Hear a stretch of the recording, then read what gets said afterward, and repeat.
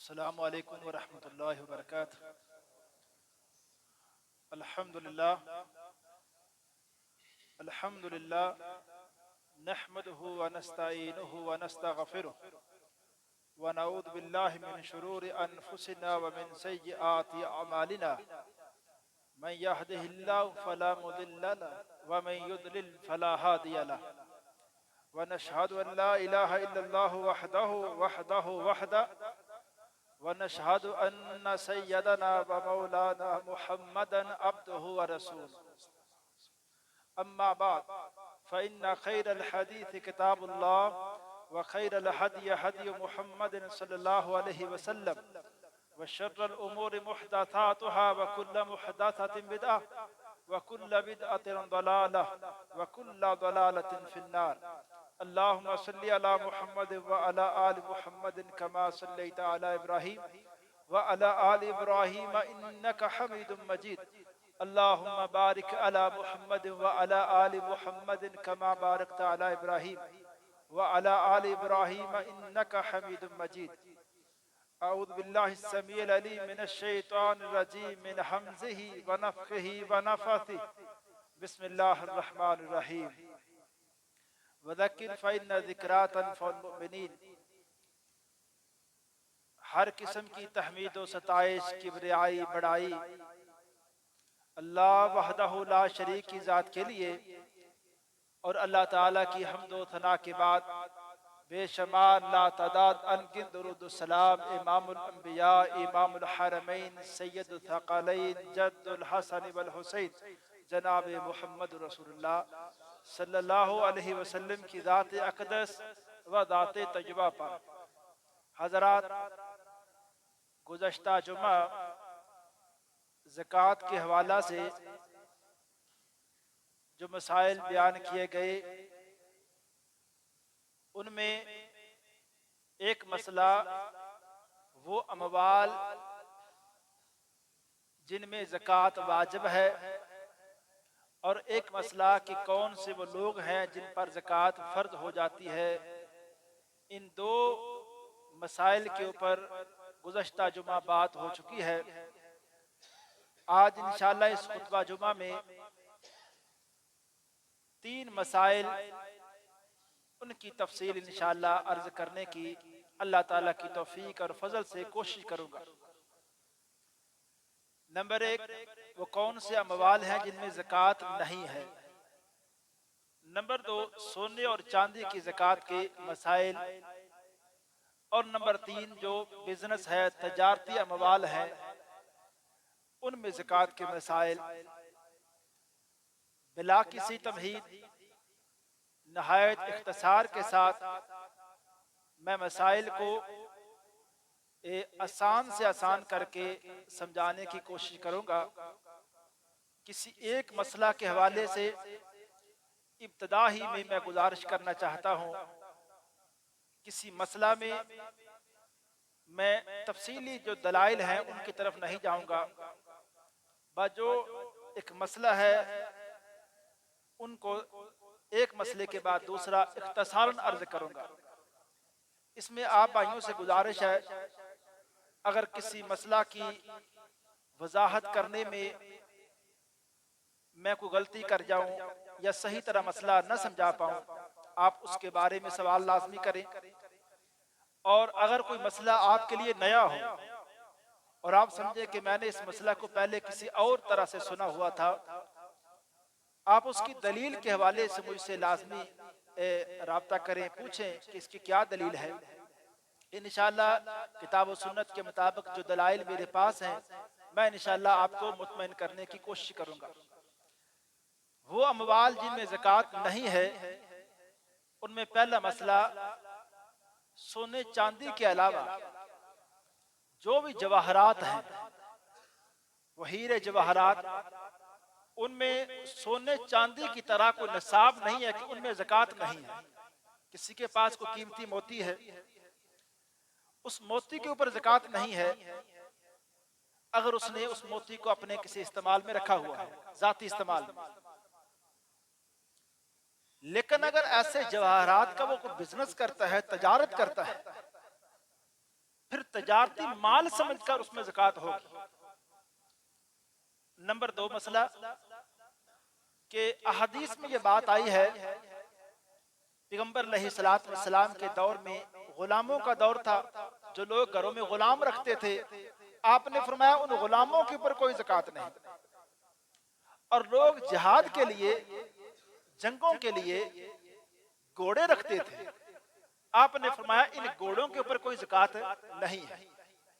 इन दो बातों को लेके आज जदीद दौर के मुताबिक इससे हम ये मसला अखज़ कर सकते हैं, और अहले इल्म ने इन अहादीस की वजाहत में इसकी वजाहत लाज़मी की है कि वो चीजें जिनके जरिए इंसान बिजनेस करता है, वो बारी से बारी, कीमती से कीमती मशीनरी हो, वो कोई सर रेंट का एक बिजनेस होता है।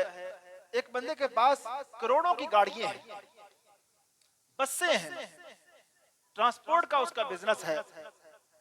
तो जो गाड़ियां या जो चीजें जिनके जरिए बिजनेस करता है बंदा, उन चीजों के ऊपर ज़कात नहीं है।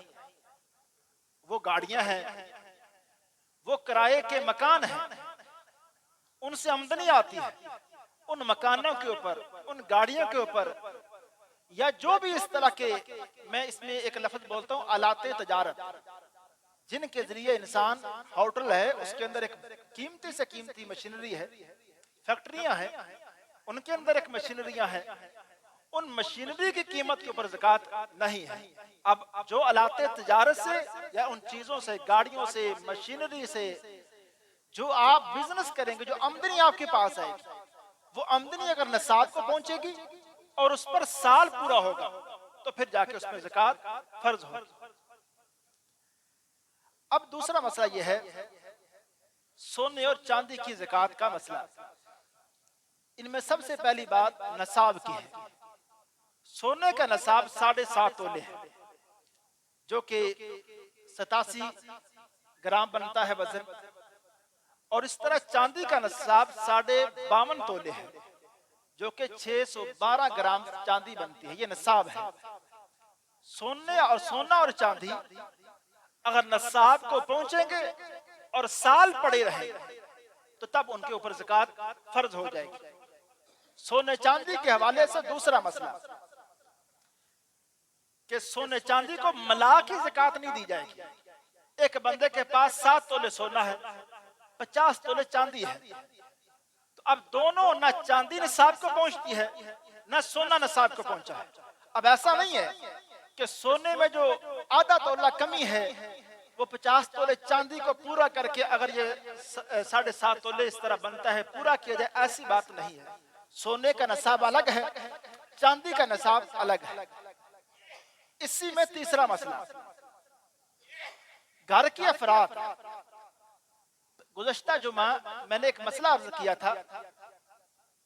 मैं अपने भाइयों से बड़े अदब से गुजारिश करूंगा, पहले भी कई दफा गुजारिश, दुराने खुतबा किसी किस्म की बात की इजाजत नहीं है।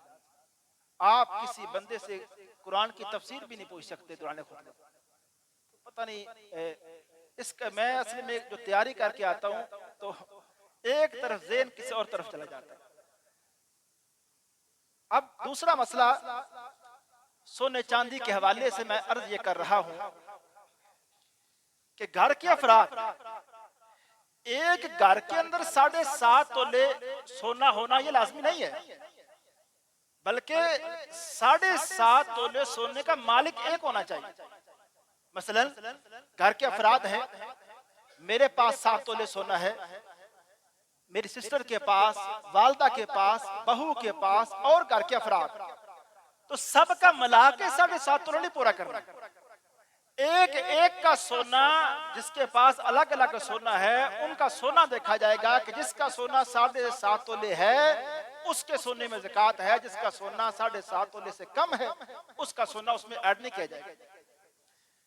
तीसरा मसला इसमें जेवरात का है। आम लोग ये समझते हैं कि जो खवातीन जेवर इस्तेमाल करते हैं, जेवर पहनती हैं, उन जेवरात में ज़कात नहीं। ऐसी बात नहीं है।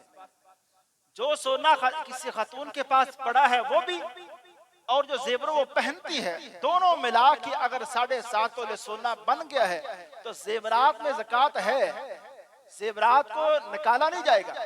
तो इसी तरह चौथा मसला सोने चांदी के हवाले से यह है कि मर्दों के ऊपर सोने को हराम किया गया है कि मर्द सोना नहीं पहन सकते।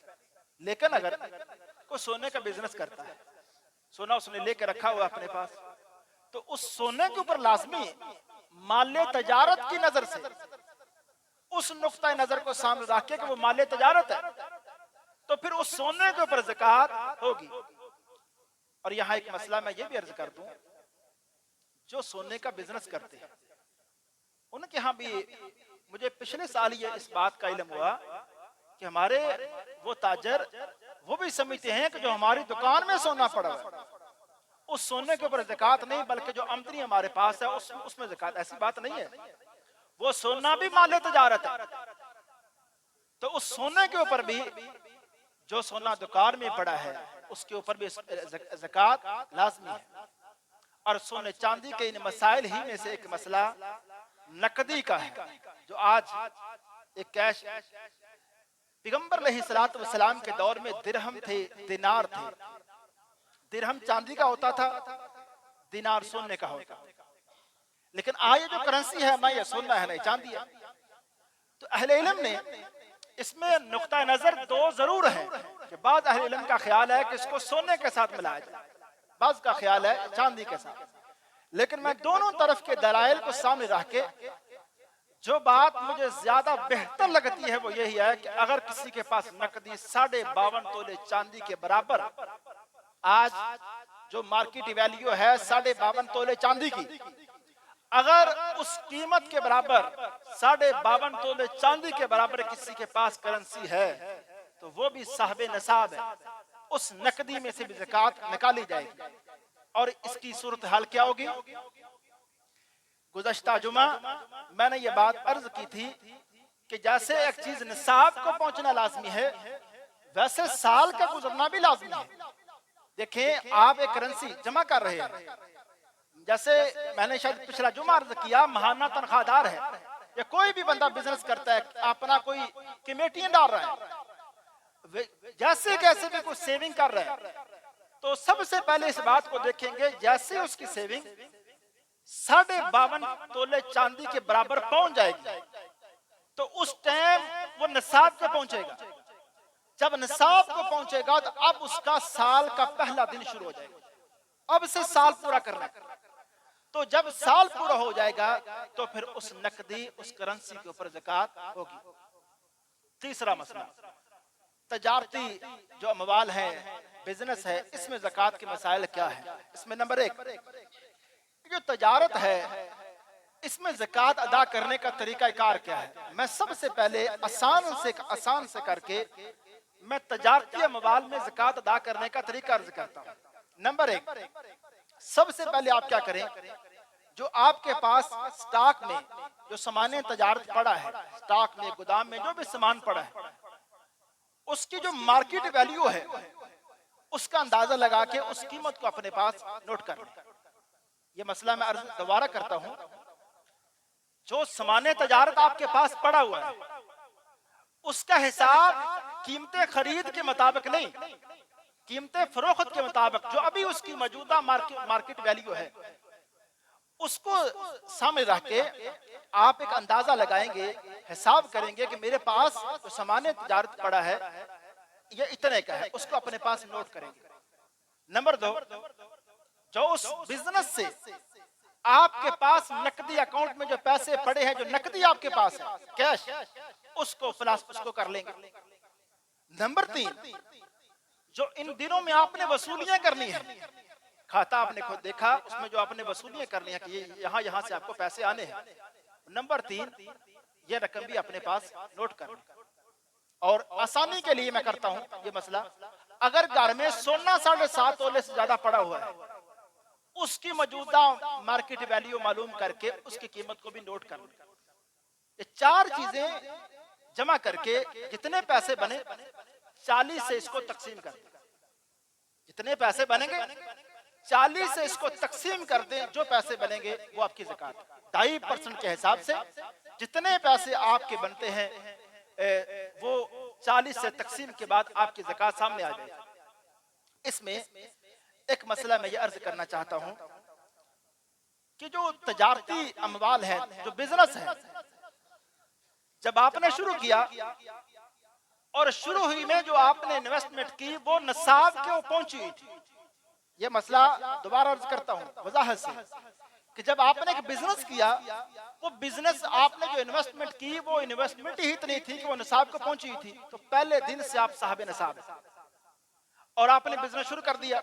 साल के बाद आपने जो चीजें देखनी है, जो अभी मैंने तरीका बताया है, आपने सामान तजारत, जो वसूलियां हैं, जो नकदी है, तीनों को जमा करके आपने ज़कात देनी है। आपने इसमें इस बात को नहीं देखना कि जो मुनाफा मुझे मिला है इस बिजनेस से, कुछ मुनाफा तो वो है जो मुझे पिछले हफ्ते आया है, पिछले महीने आया है, वो साल पहले का नहीं है मेरे पास।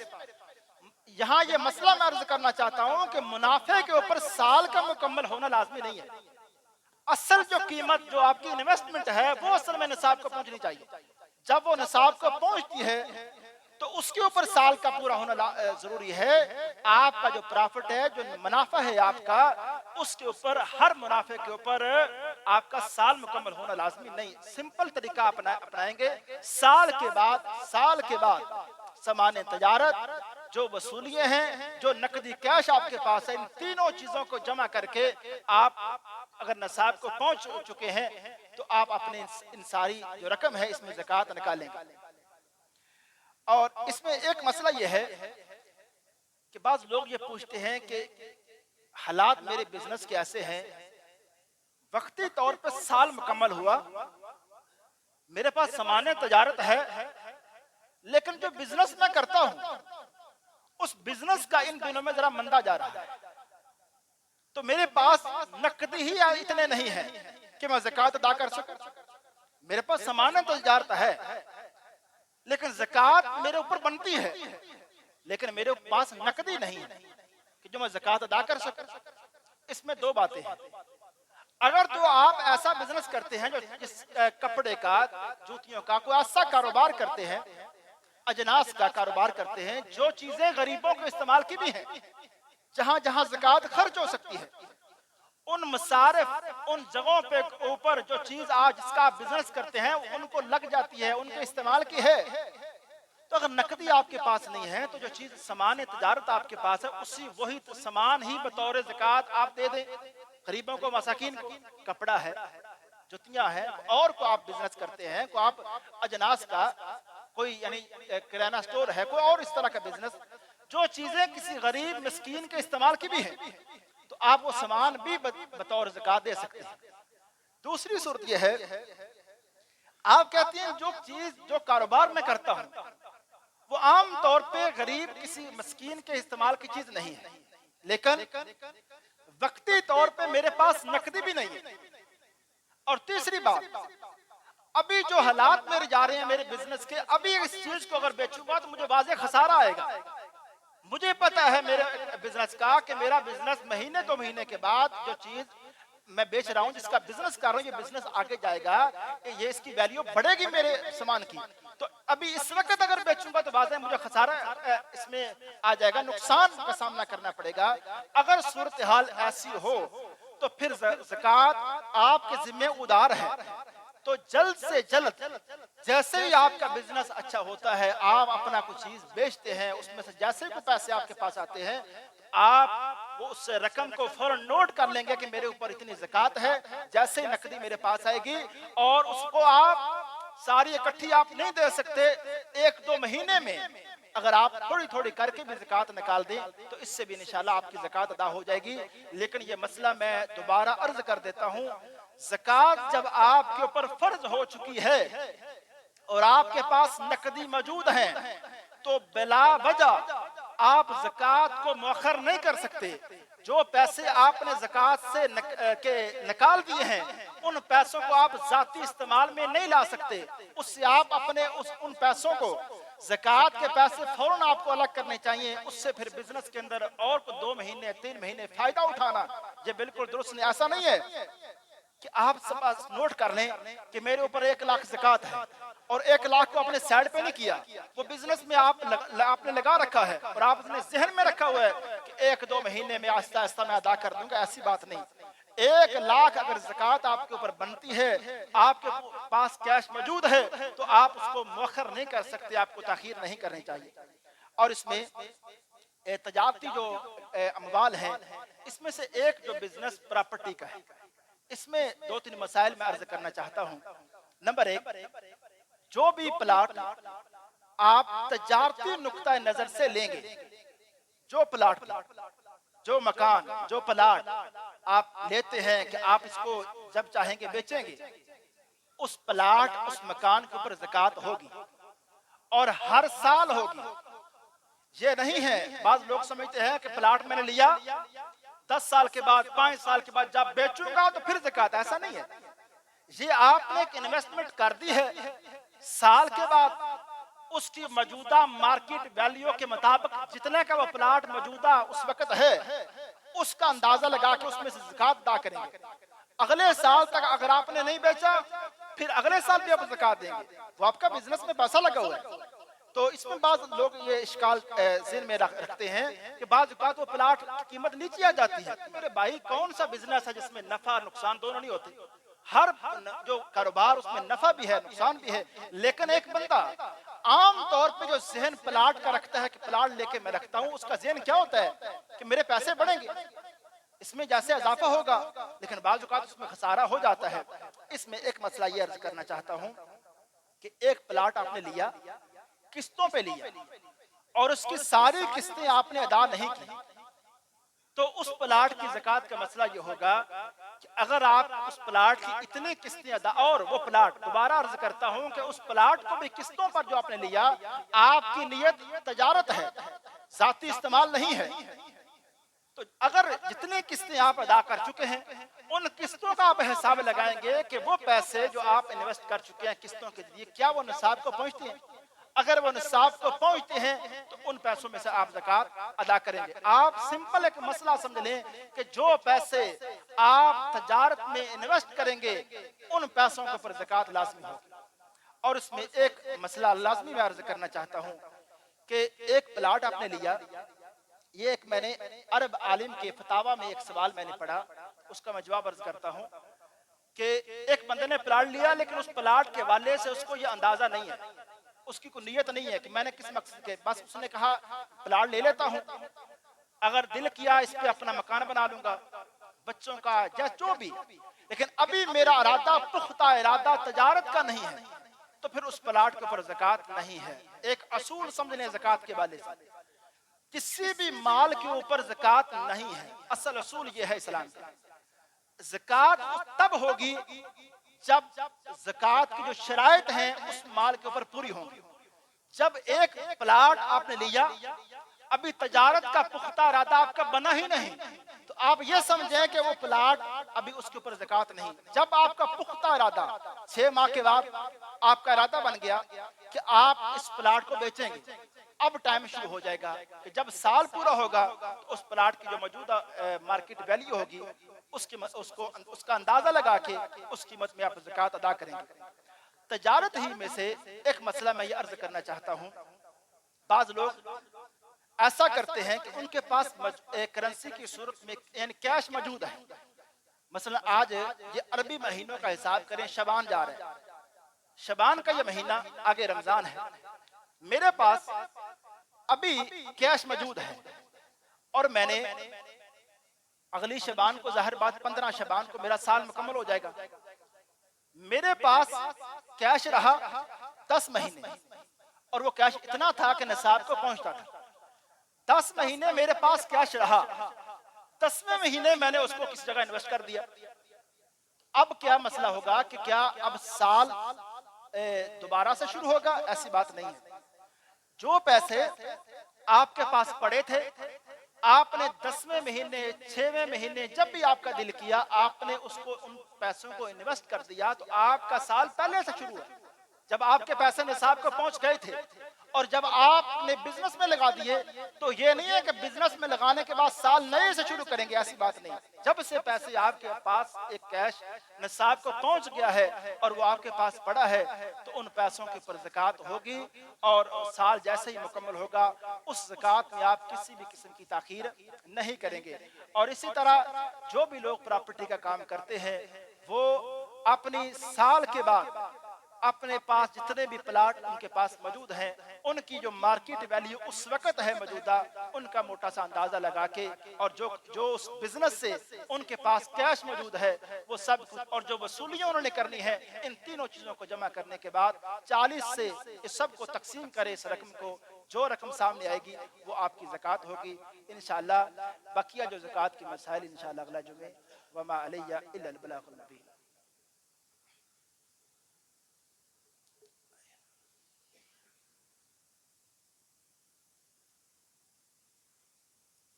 नहमदुहु व नसल्ली अला रसूलिहिल करीम, अम्मा बाद। ये चंद एक सवालात हैं। अगर किसी के पास पूरे 7.5 तोले सोना मौजूद है, तो क्या उसको ज़कात देना होगी? जी लाजमी। जो सोना 7.5 तोले हो चुका है उसमें ज़कात होगी।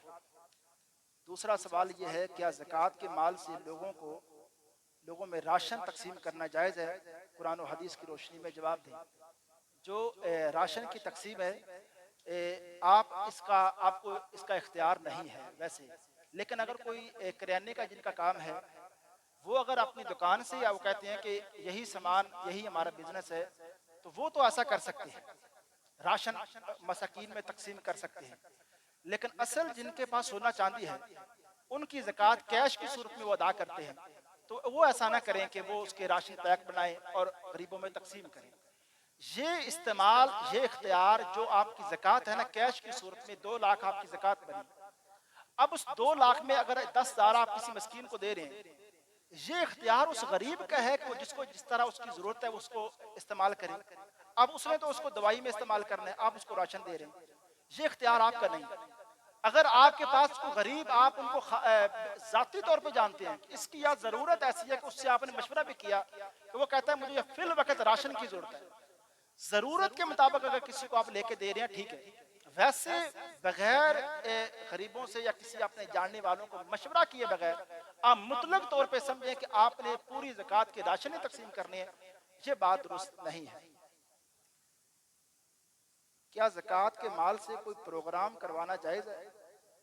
वहाँ प्रोग्राम से पता नहीं क्या, ये अगर कोई दीनी प्रोग्राम शायद मुराद है। अगर ये कोई अगर प्रोग्राम, ये जलसा वगैरह कोई मस्जिद में दरस, ज़कात के पैसे बिल्कुल यहाँ इस्तेमाल नहीं हो सकते। ज़कात के पैसे से आप मस्जिद में जलसा कैसे करवा सकते हैं? और किसी मोहल्ले में प्रोग्राम आप नहीं करवा सकते। वो पैसे, यहाँ एक असूल समझ लें, ज़कात के पैसों के अगर 8 मसरफ हैं जो कुरान में बयान किए गए, तो हमें उन 8 मसारफ में इस्तेमाल करने हैं। जो जलसा होगा, प्रोग्राम होगा, उसमें अगर खाने पे अगर आप उन पैसों को लगा रहे हैं, तो वो उन पैसों, वो खाना गरीब भी खा रहे हैं, अमीर भी खा रहे हैं, तो उन पैसों के ऊपर आप, यानी वो जो पैसे ज़कात के, आप प्रोग्राम के ऊपर नहीं लगा सकते इस तरह। क्या ज़कात के पैसों से मस्जिद बनवाई जा सकती है? जी, मस्जिद के ऊपर ज़कात के पैसे बिल्कुल नहीं लगते।